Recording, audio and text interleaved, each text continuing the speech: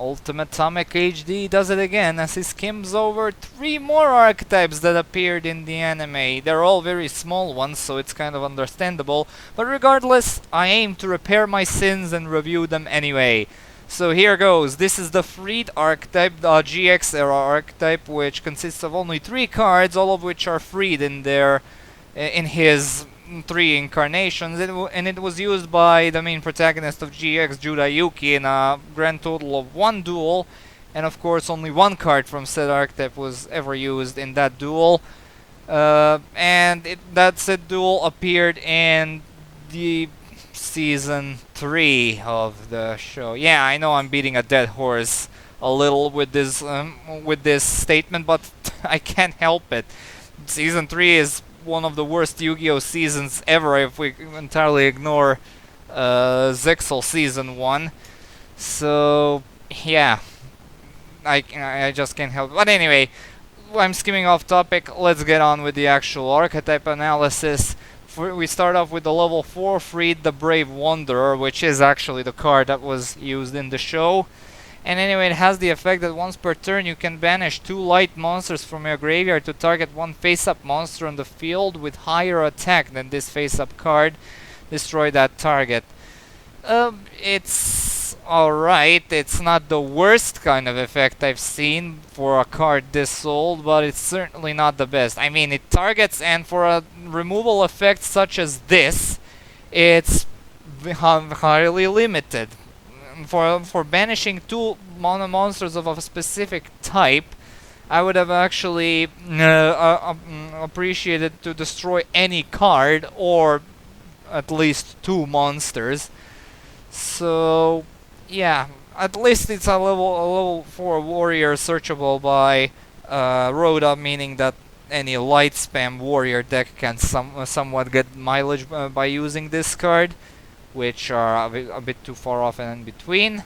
So yeah, this is a tech archetype since it only consists of 3 cards, so it's kind of expected of me to say to run it as a tech option.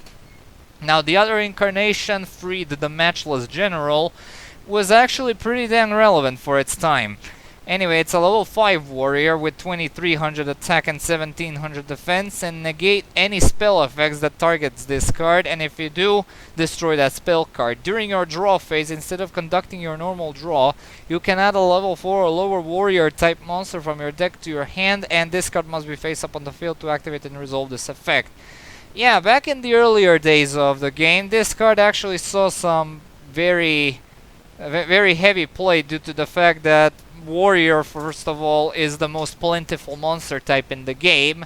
Second, Rhoda, a very powerful search effect, and a search spell card for the warrior type, which searches out level 4 or lower warriors, is to this day limited because of how good it is and the amount of combos it can generate by simply searching a type.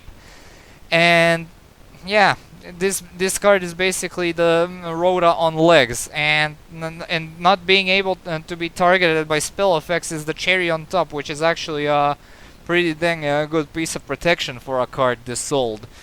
And now, yeah, why doesn't this see more play? Well, it's simple. It's a level 5 monster, which isn't searchable by many things, and not to mention that you need to keep this thing specifically on the field in order to have this kind of effect go off constantly, and yeah, that is not the most potent play you can make. Now, for the final card of this archetype, we have Dark General freed, which is the dark counterpart of the freed the Matchless General. Has the same stats as him, and it cannot be special summoned for some reason. And it has the same protection effect, though this one only working on face-up dark monsters, which actually makes it eons better. And during your draw phase, instead of conducting your normal draw, instead of getting a level 4 or lower warrior monster, you get a level 4 dark monster from your deck to your hand. And keep in mind, this is actually specifically states exactly level 4 dark monster, which, okay, it isn't the worst thing ever, but it certainly wouldn't have hurt to have a bit more flexibility within that range. And same deal about the Freedom Matchless General applies here. It's barely ran today, and for this card specifically, it's most likely because of the reason that it cannot be special summoned, which is a huge deal since, well, today's decks are all about special summoning a bunch of stuff.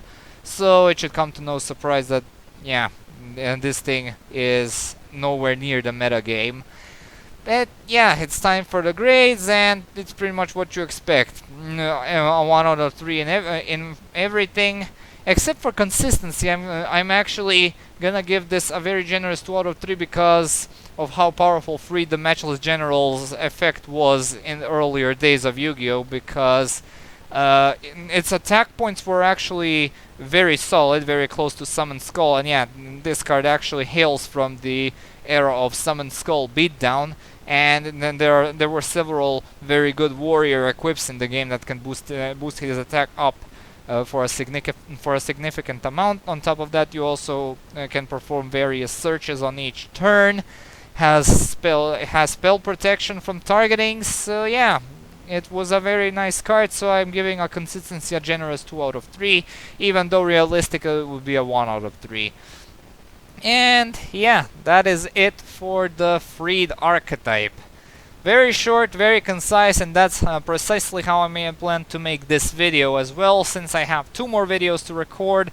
Yeah, I'm going to record them all in the same day since, yeah, it's my fault that I skimmed over these archetypes, and I'm gonna make up for it. Next archetype is also 3 cards long, so yeah, stay tuned for that.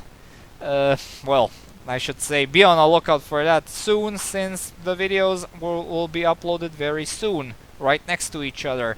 Anyway, thank you all so much for watching. Stay tuned for more vids, vocals and updates. Comment, like, and subscribe. And as usual, I'll upload the next vid whenever I can, meaning right now at the time of recording this video. But anyway, see you all. Have a good day and peace.